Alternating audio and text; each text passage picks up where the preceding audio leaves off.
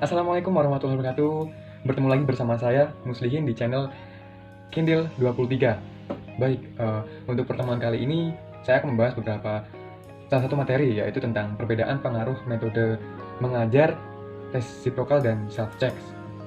Nah, sebelum kita membahas tentang materi tersebut, alangkah baiknya kita harus mengetahui nih, keberhasilan dalam proses pembelajaran sangatlah dipengaruhi banyak faktor, diantaranya kemampuan dosen atau guru, mahasiswa, sarana dan prasarana, serta metode pembelajaran yang dipergunakan dan lain-lainnya, terutama pada pelatih pelatih khususnya ya. Kita harus mengetahui keberhasilan dalam proses pembelajaran tadi.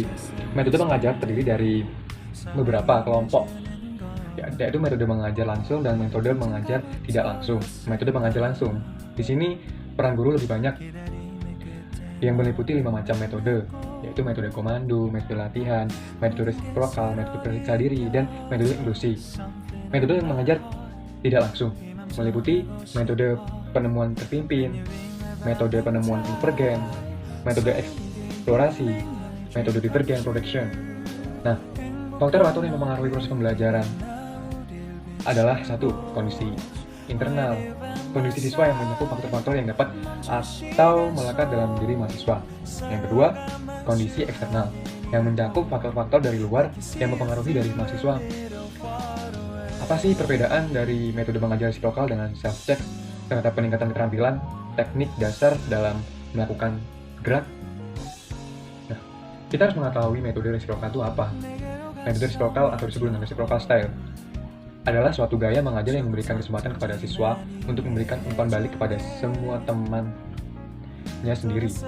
Metode mengajar resiprokal diartikan sebagai gaya mengajar yang menunjukkan hubungan sosial antar teman sebaya dan kondisi untuk memberi umpan balik yang cepat. Nah, menurut salah satu tokoh yang terkenal ya, Muston 1994, 103, mengungkapkan bahwa metode mengajar periksa diri diciptakan untuk hubungan mahasiswa. Nah, periksa diri itu merupakan salah satu yang dimaksud dengan self-check tadi.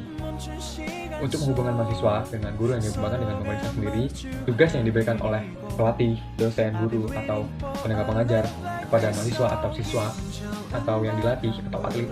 Keputusan selanjutnya dipindah kepada mahasiswa agar lebih bertanggung jawab lebih.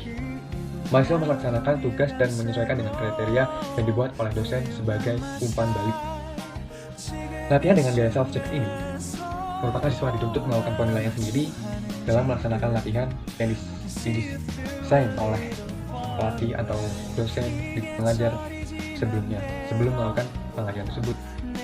Dengan demikian, dapat dikemukakan dengan adanya pelatihan dengan gaya self-check ini terbukti bahwa peningkatan keterampilan secara signifikan, dan juga semua pasti ada kekurangan masing-masing. Nah, kita langsung saja membahas mengenai beberapa yang sudah saya sebutkan tadi. Lihat ya, simak jangan sampai skip. Nah, perbedaan pengaruh metode mengajar resiprokal dan self-checks. Berikan kata tenaga, metode mengajar resiprokal. Metode resiprokal yang sudah saya sebutkan tadi, suatu gaya mengajar yang memberikan kesempatan kepada siswa untuk memberikan umpan balik kepada temannya sendiri. Dan metode self-checks itu sendiri, hubungan guru atau pelatih dengan siswa, atlet yang menuntut keputusan ditentukan oleh siswa, atlet yang berarti lebih banyak tanggung jawab yang dituntut. Nah, untuk selanjutnya metode resiprokal. Metode resiprokal mempunyai ciri-ciri pokok pembelajaran. Yang pertama, mempunyai kesempatan untuk melakukan pengulangan praktek dengan observer secara individu. Yang kedua, mempraktekkan tugas berdasarkan kondisi-kondisi yang memberikan cara umpan balik segera dari teman sebaya. Mampu mendiskusikan dengan teman sebaya mengenai aspek spesifik dari tugas tersebut. Yang keempat, melihat dan memahami bagian-bagian dan urutan di dalam melakukan tugas. Dan yang kelima, mempraktekkan tugas tanpa guru meminta umpan balik atau penjelasan ketika ada kesalahan yang dikoreksi. Untuk selanjutnya, mekanisme pelaksanaan metode resiprokal menurut Marston 1945 adalah: yang pertama, memberi kesempatan pada proses sosialisasi tertentu untuk saling memberi dan menerima umpan balik dengan teman sebaya. Mengamati kemampuan teman pasangannya, membandingkan, menarik kesimpulan, dan mengkomunikasikan hasil dengan teman pasangannya. Yang ketiga, mempelajari bagaimana cara memberi koreksi umpan balik yang tidak mengganggu kelangsungan persahabatan. Yang keempat, mengembangkan kesabaran, toleransi, dan menghargai syarat untuk suksesnya pelaksanaan proses pembelajaran. Dan yang kelima, memberikan penghargaan pada yang sukses atau berhasil dalam melakukan pelaksanaan tersebut. Yang keenam, mengembangkan ikatan sesuai melalui pelaksanaan tugas. Dan selanjutnya, untuk metode self-check itu sendiri, peranan dari metode periksa diri atau self-check sangat penting. Yang pertama, untuk menghentikan siswa dari ketergantungan secara total terhadap sumber-sumber umpan balik dari luar untuk mengandalkan umpan balik dari diri sendiri. Yang kedua, menggunakan kriteria untuk mengoreksi diri. Yang ketiga, memelihara kejujuran dan objektivitas mengenai penampilan seseorang. Yang keempat, menerima ketidakcocokan dan keterbatasan diri. Yang kelima, melanjutkan proses individualisasi dengan membuat keputusan pada saat pembelajaran selama dan sesudah pertemuan.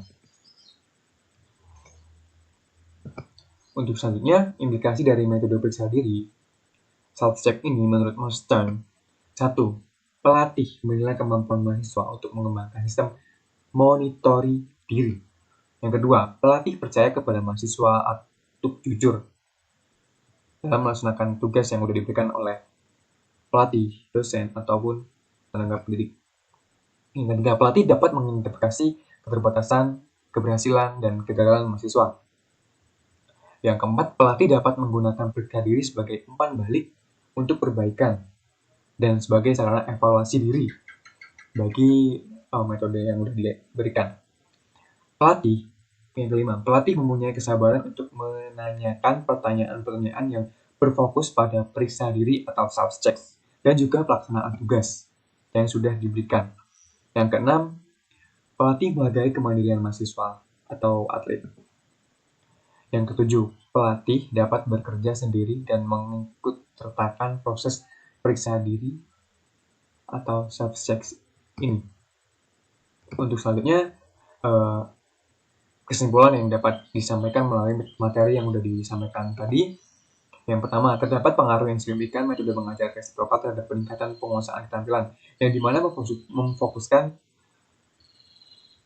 dalam mengajar resiprokal ini sebagai teman sebaya untuk melakukan perbandingan atau mengajar dalam mengevaluasi kemampuan, dan juga sebagai kemampuan untuk para dosen menilai dan tanpa susah payah melakukan penilaian secara individu, melainkan mereka dapat informasi didapatkan melalui teman-teman sebaya atau melakukan penukaran ilmu yang sudah diberikan tadi dan mengenai pengajaran sebagai bahan evaluasi.